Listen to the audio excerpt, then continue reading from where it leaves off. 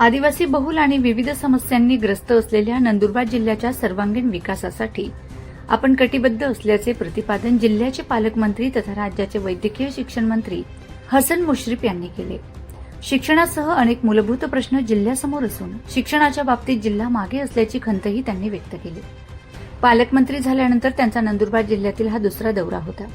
यावेळी त्यांच्या उपस्थितीत राष्ट्रवादी काँग्रेस पक्षाचा मेळावा आयोजित करण्यात आला होता। कार्यक्रमाला जिल्हा अध्यक्ष अभिजित मोरे, पक्षाचे नगराध्यक्ष, नगरसेवक, पदाधिकारी आणि कार्यकर्ते मोठ्या संख्येने उपस्थित होते। यावेळी बोलताना पालकमंत्री म्हणाले की पालकमंत्री पदाची जबाबदारी स्वीकारल्यानंतर आजचा हा पहिलाच पक्ष मेळावा आहे। यापुढे प्रत्येक महिन्यात जिल्ह्यात येऊन कार्यकर्त्यांशी संवाद साधण्याचा आणि त्यांच्या समस्या जाणून घेण्याचा प्रयत्न करणार आहे। तसेच पालकमंत्री म्हणून जिल्ह्यात कोणत्याही प्रकारच्या निधीची कमतरता भासू देणार नाही, अशी ग्वाही त्यांनी दिली। नंदुरबार जिल्ह्याच्या विकासासाठी आवश्यक त्या सर्व योजना राबवून प्रगतीला चालना देण्याचे आश्वासनही त्यांनी यावेळी दिले। या मेळाव्यामुळे पक्ष कार्यकर्त्यांमध्ये उत्साहाचे वातावरण निर्माण झाले होते। कदाचित मी सांगितलं असतं, परंतु वहिनींच्या पुढं दादाच्या पश्चात हे सांगणं मला बरं वाटलं नाही। मी जबाबदारी स्वीकारली। विधानसभेचं अधिवेशन असल्यामुळं मी 10-15 दिवस येऊ शकलो नाही। नंतर मी एकदा सलामी देऊन गेलो। सलामी म्हणजे कुस्ती म्हणजे सलामी असते।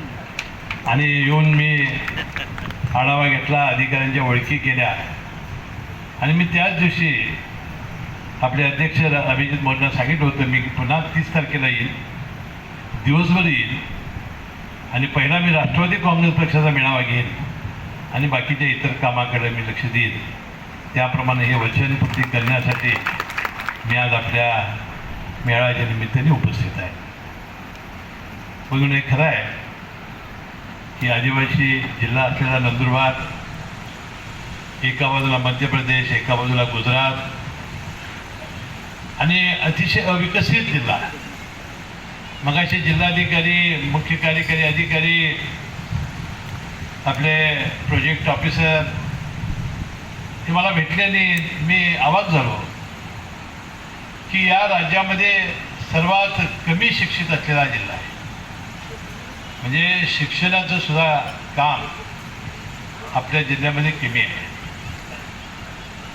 इथे ज्याचा उल्लेख मगाशी अनेक वक्त्यांनी आपल्या भाषणात केला, त्यामध्ये जो आदिवासी जो भाग आहे त्या भागाकडं अक्कलकुवा, गडगाव, नंतर तळोदा, मी मगाशी शिंदे त्यांना विचारलं की सगळ्यात जास्त अविकसित भाग कुठं आहे, तर त्यांनी या तिन्हींचा उल्लेख केला आणि त्यातल्या त्यात शहादा वगैरे हे शहरं बरी आहेत, तिथला भाग बरा आहे। आणि मला असंही सांगण्यात आलं की हा जो नर्मदा सरोवर आणि आपला जो डॅम झालेला इकडचा, त्यामध्ये 5 टीमची का 10 टीमची पाणी अजूनही आपल्या वाट्यात उचललं नाही, असं शिंदेताई सांगत होत्या। वास्तविक तात्काळ या कामामध्ये मी लक्ष घालेन। या विभागाचे मंत्री आहेत तुमचेच उत्तर महाराष्ट्राचे गिरीश महाजन साहेब, तेही पालकमंत्री होते काही दिवस आपल्या जिल्ह्याचे, त्यांना याची पूर्ण माहिती आहे। आणि मी ताबडतोबीनं हे पाणी कसं उचलता येईल आणि आपल्या या जमिनीला कसं देता येईल याचा बारकाईनं मी अभ्यास करेन।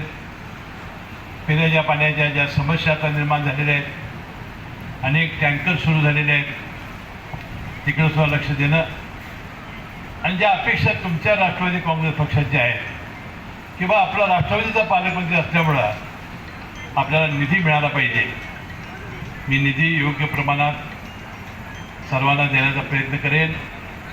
आज राज्यामध्ये युतीची सत्ता आहे। आपण भारतीय जनता पक्ष आणि शिंदे गट हे तिघांचं राज्य आहे। जरूर निवडणुकीमध्ये मतभेद होतात, प्रत्येकाला पक्ष विस्तारण्याचा अधिकार आहे आणि अजितदादांचं म्हणणं तेच होतं की विधानसभा, लोकसभा ह्या निवडणुका एकत्रितपणे लढल्या जातात, परंतु स्थानिक स्वराज्य संस्थेच्या निवडणुकीमध्ये आपण जरी युती असते तर युती होत नाही आणि आपापल्या पद्धतीने आपण करतो। जसा भारतीय